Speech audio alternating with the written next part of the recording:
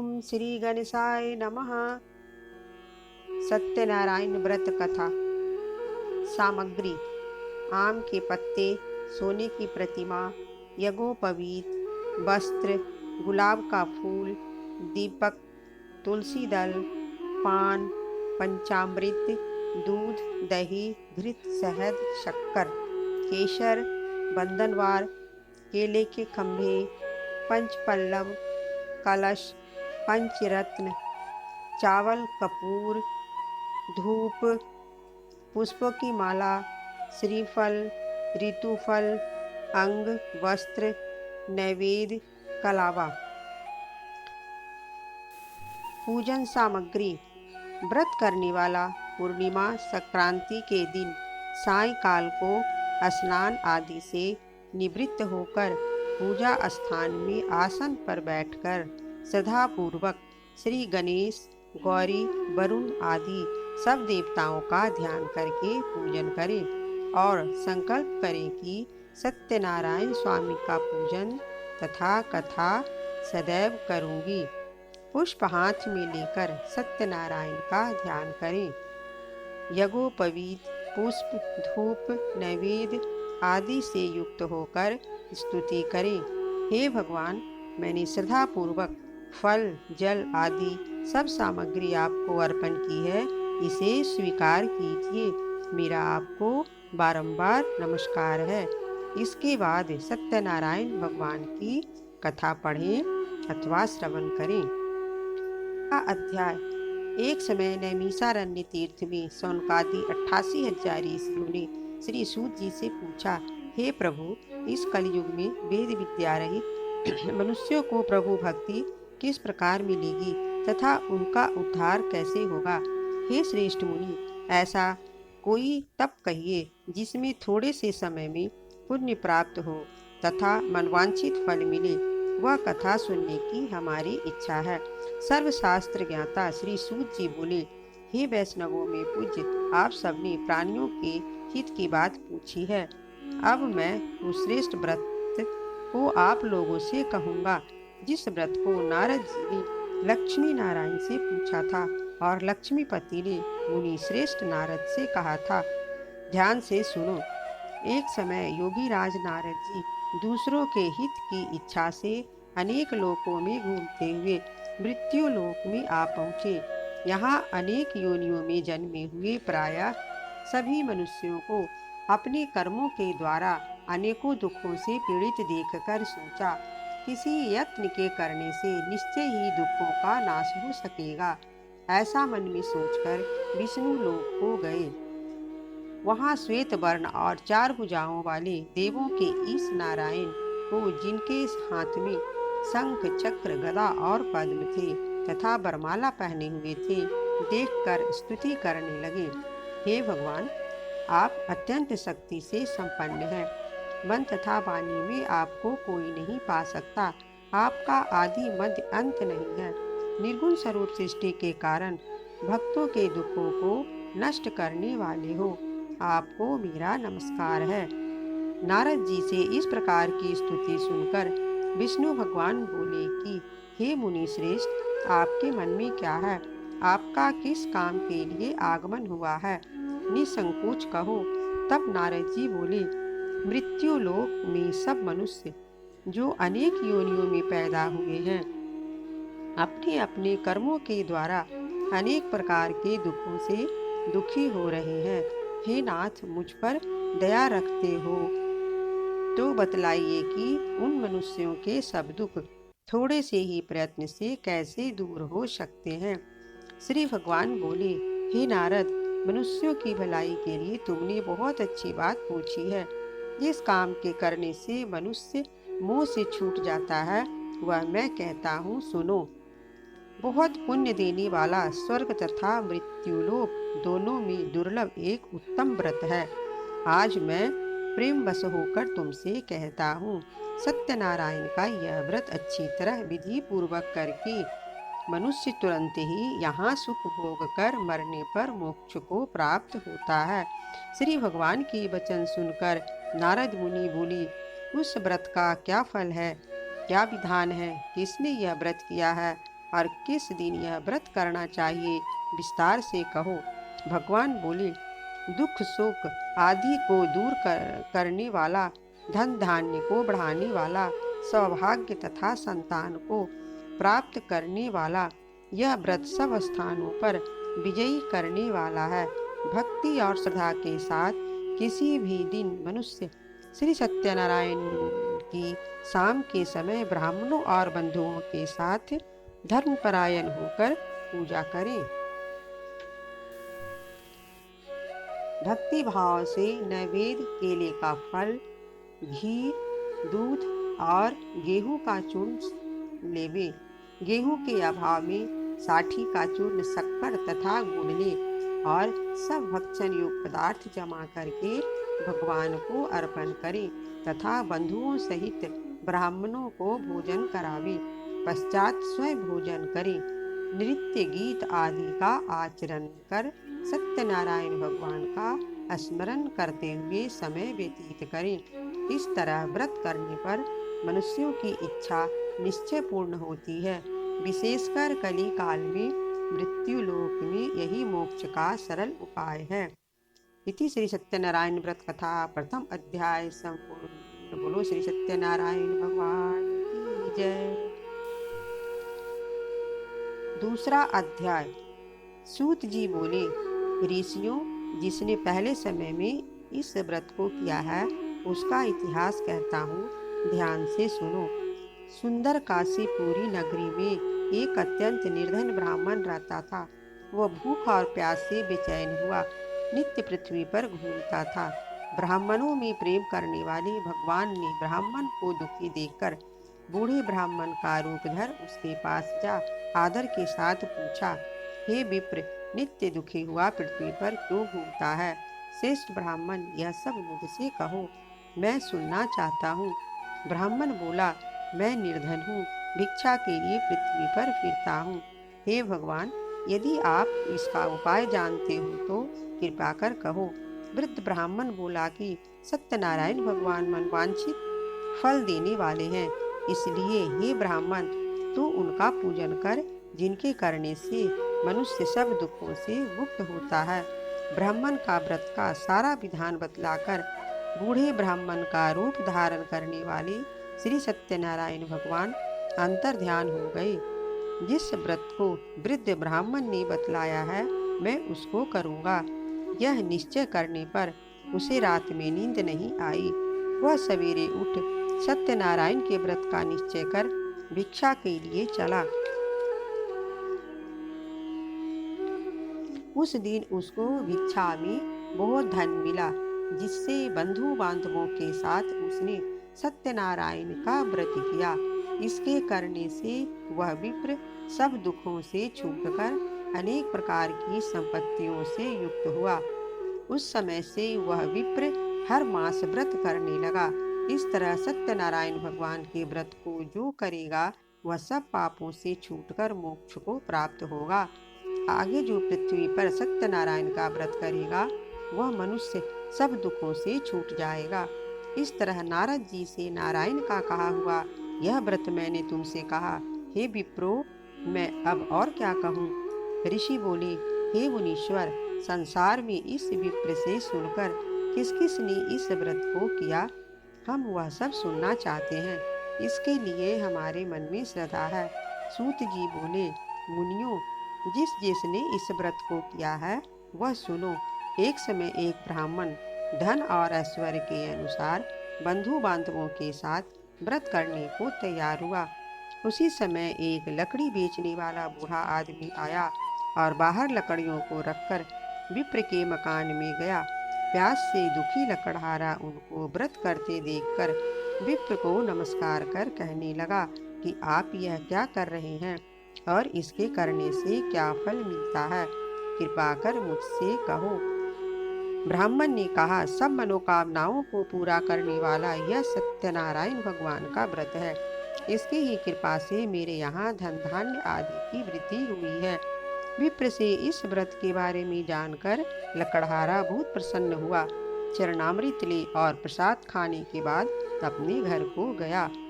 लकड़हारे ने अपने मन में इस प्रकार का संकल्प किया कि आज ग्राम में लकड़ी बेचने से जो धन मिलेगा उससे सत्यनारायण देव का उत्तम व्रत करूंगा। यह मन में विचार कर वह बूढ़ा ब्राह्मण लकड़ियां अपने सिर पर रखकर जिस नगर में धनवान लोग रहते थे वह ऐसे सुंदर नगर में गया। उस रोज वहां पर उसे उन लकड़ियों का दाम पहले दिनों से चौगुना मिला। तब वह बूढ़ा लकड़हारा दाम ले और प्रसन्न होकर पके केले की फली, शक्कर, घी, दुग्ध, दही और गेहूं का चूर्ण इत्यादि सत्यनारायण भगवान के व्रत की कुल सामग्रियों को लेकर अपने घर गया। फिर उसने अपने भाइयों को बुलाकर विधि के साथ भगवान जी का पूजन और व्रत किया। उस व्रत के प्रभाव से वह बूढ़ा लकड़हारा धन, पुत्र आदि से युक्त हुआ और संसार में समस्त सुख भोग कर वैकुंठ को चला गया।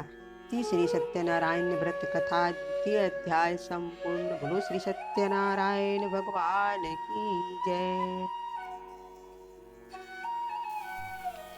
तीसरा अध्याय। सूत जी बोले, हे श्रेष्ठ मुनियों, अब आगे की कथा कहता हूँ, सुनो। पहले समय में उल्कामुख नाम का एक बुद्धिमान राजा था। वह सत्यवक्ता और जितेंद्रिय था। प्रतिदिन देव स्थानों पर जाता तथा गरीबों को धन देकर उनके कष्ट दूर करता था। उसकी पत्नी कमल के समान मुख वाली और सती साध्वी थी। भद्रशिला नदी के तट पर उन दोनों ने श्री सत्यनारायण का व्रत किया। उस समय में वहां एक साधु वैश्य आया जिसके पास व्यापार के लिए बहुत सा धन था।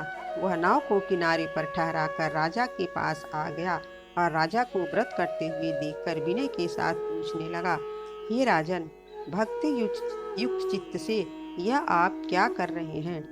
मेरी सुनने की इच्छा है, सो आप यह मुझे सुनाइए। राजा बोला, हे साधु, अपने बांधवों के साथ पुत्रादि की प्राप्ति के लिए एक महाशक्तिवान सत्यनारायण भगवान का व्रत व पूजन किया जा रहा है।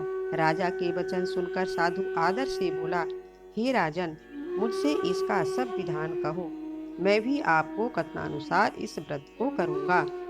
मेरे कोई भी संतान नहीं है और इससे निश्चय होगी। राजा से सब विधान सुन व्यापार से निवृत्त हो वह आनंद के साथ घर गया।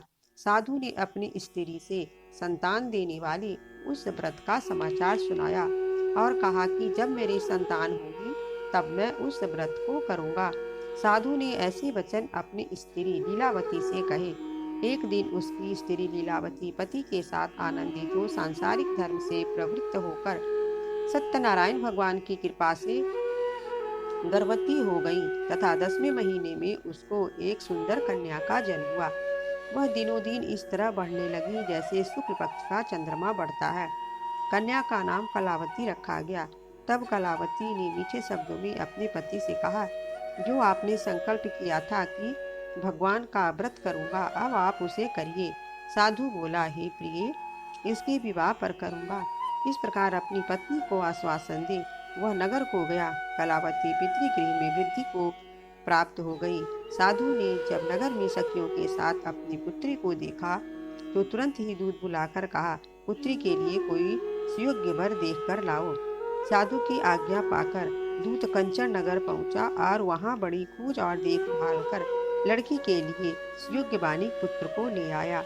उस सुयोग लड़के को देखकर साधु ने अपने बंधु बांधवों सहित प्रसन्न चित्त अपनी पुत्री का विवाह उसके साथ कर दिया। किंतु दुर्भाग्य से विवाह के समय भी उस व्रत को करना भूल गया। तब श्री भगवान क्रोधित हो गए और श्राप दिया कि तुम्हें दारुण दुख प्राप्त होगा। अपने कार्य में कुशल साधु कन्या जामाता सहित समुद्र के समीप स्थित रत्नपुर नगर में गया और वहां दोनों ससुर जमाई चंद्रकेतु राजा के उस नगर में व्यापार करने लगे। एक रोज धनवान सत्यनारायण की माया से प्रेरित कोई चोर राजा का धन चुराकर भागा जा रहा था, किंतु राजा के दूतों को आता देखकर चोर ने घबराकर भागते हुए राजा के धन को चुपचाप वहीं रख दिया जहां वो ससुर जमाई ठहरे हुए थे।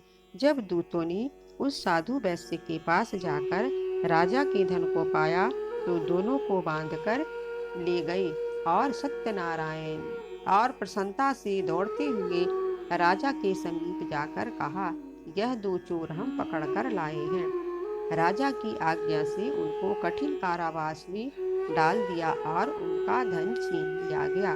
सत्यनारायण भगवान के श्राप द्वारा उनकी पत्नी भी घर पर बहुत पीड़ा तथा भूख प्यास से अति दुखित हो अन्न की चिंता में कलावती एक ब्राह्मण के घर गई। वहां उसने सत्यनारायण भगवान का व्रत होते देखा। फिर कथा सुनी तथा प्रसाद ग्रहण कर रात को घर आई। माता ने कलावती से कहा, पुत्री अब तक कहाँ रही, वो तेरे मन में क्या है? कलावती बोली, हे माता, मैंने एक ब्राह्मण के घर श्री सत्यनारायण भगवान का पूजन देखा है। कन्या के वचन सुनकर लीलावती भगवान के पूजन की तैयारी करने लगी। लीलावती ने परिवार और बंधुओं सहित श्री सत्यनारायण भगवान का पूजन किया और वर मांगा, मेरे पति और दामाद शीघ्र घर आ जावे, और साथ ही प्रार्थना की कि हम सबका अपराध क्षमा करो। सत्यनारायण भगवान इस व्रत से संतुष्ट हो गए और राजा चंद्रकेतु को स्वप्न में दर्शन देकर कहा, हे राजन, दोनों वैश्यों को प्रातः ही छोड़ दो और उनका सब धन जो तुमने ग्रहण किया है दे दो, नहीं तो मैं तेरा धन राज्य पुत्र आदि सब नष्ट कर दूंगा। राजा से ऐसे वचन कहकर भगवान अंतर ध्यान हो गए। प्रातः काल राजा चंद्रकेतु ने सभा में अपना स्वप्न सुनाया। फिर दोनों बानिक पुत्रों को कारागार से मुक्त कर सभा में बुलाया। दोनों ने आकर राजा को नमस्कार किया। राजा मीठे वचनों से बोला, हे महानुभावों, भावी वैसे ऐसा कठिन दुख प्राप्त हुआ है, अब तुम्हें कोई भय नहीं। ऐसा कहकर राजा ने उनको नए नए वस्त्राभूषण पहनाए तथा उनका जितना धन लिया था उससे दोगुना धन देकर आदर सहित विदा किया। दोनों वैश्य अपने घर को चल दिए। इति श्री सत्यनारायण व्रत कथा तृतीय अध्याय संपूर्ण। बोलो श्री सत्यनारायण भगवान की जय। चौथा अध्याय। सूत जी बोले, वैश्य मंगलाचार करके यात्रा आरंभ की और अपने नगर को चला। उनकी थोड़ी दूर निकलने पर दंडी वेशधारी सत्यनारायण ने उनसे पूछा, हे साधु, तेरी नाव में क्या है? अभिमानी वानिक हंसता हुआ बोला, हे दंडी, आप क्यों पूछते हो? क्या धन लेने की इच्छा है? मेरी नाव में तो बेल और पत्ते भरे हैं। वैश्य का कठोर वचन सुनकर भगवान ने कहा, तुम्हारा वचन सत्य हो। दंडी ऐसा कहकर वहां से दूर चले गए और कुछ दूर जाकर समुद्र के किनारे बैठ गए। दंडी के जाने पर वैश्य ने नित्य क्रिया करने के बाद नाव को ऊंची उठी देखकर अचंभा किया तथा नाव में बेल पत्ते आदि देखकर मूर्छित हो जमीन पर गिर पड़ा। फिर मूर्छा खुलने पर अत्यंत शोक प्रकट करने लगा। उसका दामाद बोला कि आप शोक न करें, यह दंडी का श्राप है, अतः उनकी शरण में चलना चाहिए, तभी हमारी मनोकामना पूरी होगी। दामाद के वचन सुन वह दंडी के पास पहुंचा और अत्यंत भक्ति भाव से नमस्कार करके बोला, मैंने जो आपसे असत्य वचन कहे थे उनको क्षमा करो। ऐसा कहकर महान शोकातुर होने लगा। तब दंडी भगवान बोले, हे बानिक पुत्र, मेरी आज्ञा से बार बार तुम्हें दुख प्राप्त हुआ है, तू मेरी पूजा से विमुख हुआ। साधु बोला, हे भगवान, आपकी माया से ब्रह्मा आदि भी आपके रूप को नहीं जानते, तब मैं अज्ञानी कैसे जान सकता हूँ? आप प्रसन्न होइए, मैं सामर्थ्य के अनुसार आपकी पूजा करूँगा। मेरी रक्षा करो और पहले के समान नौका में धन भर दो। उसके भक्ति युक्त वचन सुनकर दंडी भगवान ने उन्हें क्षमा किया तथा नौका को धन से भर दी। तब साधु ने भगवान सत्यनारायण का पूजन कर साथियों सहित अपने नगर को चला। जब अपने नगर के निकट पहुंचा तब दूत को घर भेजा। दूत ने साधु के घर जा उसकी स्त्री को नमस्कार कर कहा कि साधु अपने दामाद सहित इस नगर के समीप आ गए हैं। ऐसा वचन सुन साधु की स्त्री ने बड़े हर्ष के साथ सत्यदेव का पूजन कर पुत्री से कहा, मैं अपने पति के दर्शन को जाती हूँ, तू कार्य पूर्ण कर शीघ्र आ। माता के ऐसे वचन सुनकर कलावती प्रसाद छोड़कर पति के पास गई। प्रसाद की अवज्ञा के कारण सत्यदेव ने रुष्ट हो उसके पति को नाव सहित पानी में डूब दिया। कलावती अपने पति को न देखकर रोती हुई जमीन पर गिर पड़ी। इस तरह नौका को डूबा हुआ तथा कन्या को रोता देख साधु दुखित हो बोला, हे प्रभु, मुझसे या मेरे परिवार से जो भूल हुई है उसे क्षमा करो। उसके दीन वचन सुनकर सत्यदेव प्रसन्न हो गए और आकाशवाणी हुई, हे साधु, तेरी कन्या मेरे प्रसाद को छोड़कर आई है, इसलिए उसका पति अदृश्य हुआ है। यदि वह घर जाकर प्रसाद खाकर लौटे तो उसे पति अवश्य मिलेगा।